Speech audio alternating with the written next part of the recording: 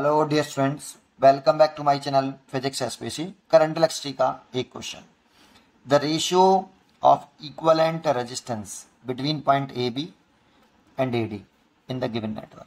ये नेटवर्क रखा है। तो देखो, पहले हमसे ए बी के अक्रॉस इक्विवेलेंट रेजिस्टेंस निकाल लूँ, ए पॉइंट और बी पॉइंट के इक्विवेलेंट। तो देखो, पहले हम ए और बी के बीच में निकालें, तो यहीं कर दूँ।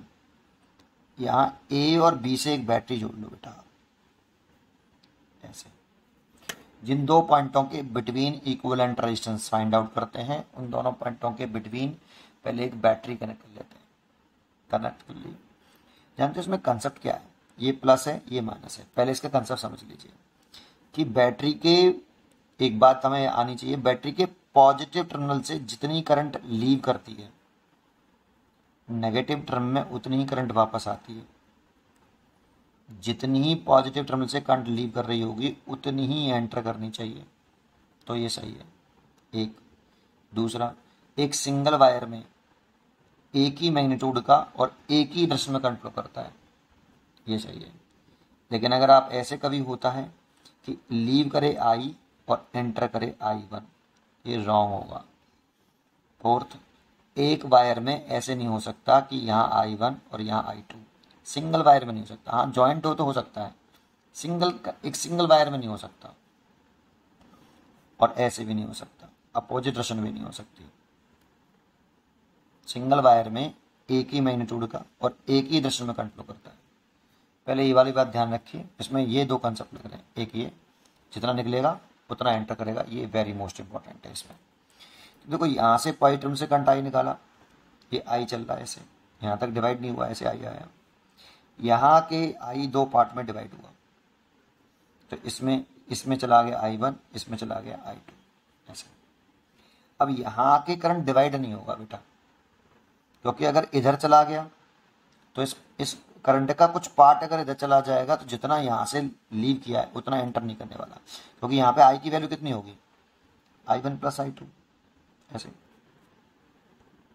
अगर इधर इस I2 का कुछ पार्ट आपने डिवाइड कर दिया, तो देखो इधर से पाथ इनकम्प्लीट है, टूटा हुआ पाथ है, तो ये लौट के नहीं आएगा बेटा। और लौट के नहीं आएगा तो इसलिए इस वाली ब्रांच में कोई करंट नहीं जाएगी। इस करंट ऐसे आ जाएगी I2, और ऐसे ही I2 आ गई। अब यहाँ पे आके भी करंट डिवाइड नहीं होगा, क्योंकि इधर से भी पाथ इनकम्प्लीट है, टूटा हुआ है, तो इसमें भी कोई करंट नहीं जाएगा। तो ये करंट ऐसे आ जाएगी I2। और देखो, ये I1 आ रही है, दोनों मीट कर जाएंगे यहाँ पे, और वापस आई दोनों, यहाँ I डिवाइड हुआ I1 प्लस I2, और यहाँ I1 I2 मीट कर रहा है। ये इधर से I1, इधर से I2, वापस आई। देखो, वापस इधर आई, जहाँ से जितना करंट निकला उतना ही एंटर किया। तो इसीलिए इस वाली ब्रांचों में करंट नहीं जाएगा, और करंट नहीं जाएगा तो सिचुएशन में ये दोनों रेजिस्टेंस यूजलेस हो गए। अब बस केवल ये सर्किट बचा। तो देखो, इसमें लूप ये है, यहाँ से लूप से स्टार्ट कर लो आप। देखो, ये तीनों रेजिस्टेंस आपको करंट सेम दिखाई दे रही है, ऐसे। तो ये तीनों सीरीज कॉम्बिनेशन में कनेक्टेड है। तो इन तीनों का कर लें सीरीज, तो R और R और R 3R हो गए। तो ये डायग्राम कुछ इस तरह से बन जाएगा। ये आपका R था, ये पॉइंट A था, और ये वाला आपका R है, और ये वाला आपका 3R हो जाएगा, ऐसे। और ये आपका R, ये B पॉइंट।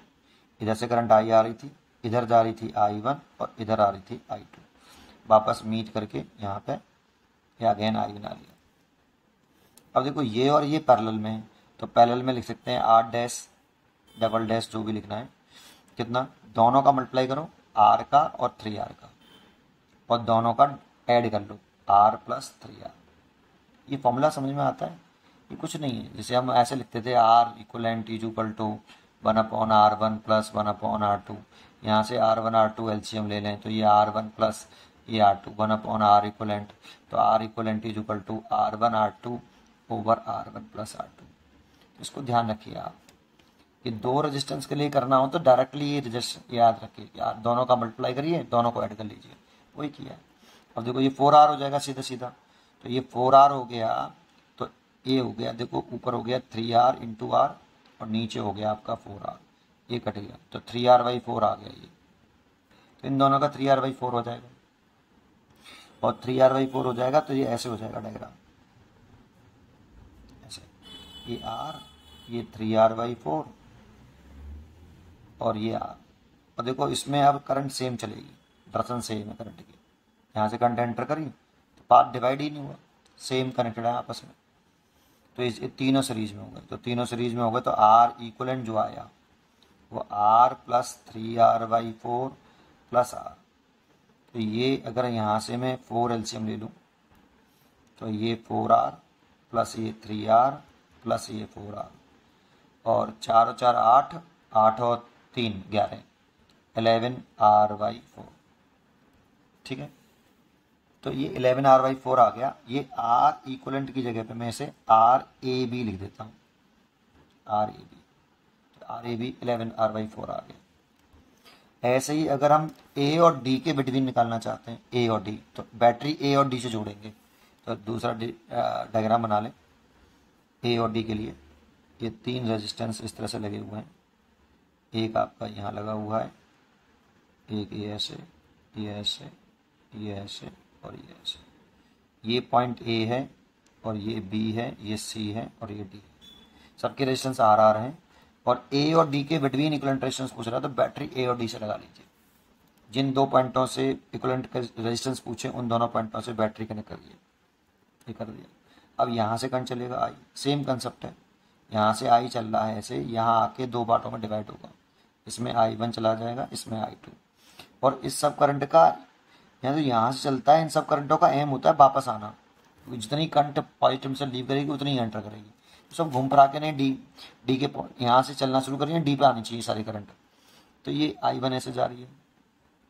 अब देखो अगर इस करंट का कुछ पार्ट इसमें चला गया तो ऐसा नहीं कि पहले चला जाएगा फिर इसी पाथ में लौट आएगा, ऐसे नहीं होगा कि इसमें जाए और इसी में आ जाए ऐसे, क्योंकि एक वायर में ऐसा नहीं हो सकता कि दो डायरेक्शन में करंट फ्लो करे, है ना, पॉसिबल नहीं है। इसीलिए इसमें करंट नहीं जाएगा, इसमें वापस आएगा ऐसे I1। इसमें डिवाइड ही नहीं हुआ, डिवाइड नहीं हुआ तो ये रेजिस्टेंस यूजलेस हो गया।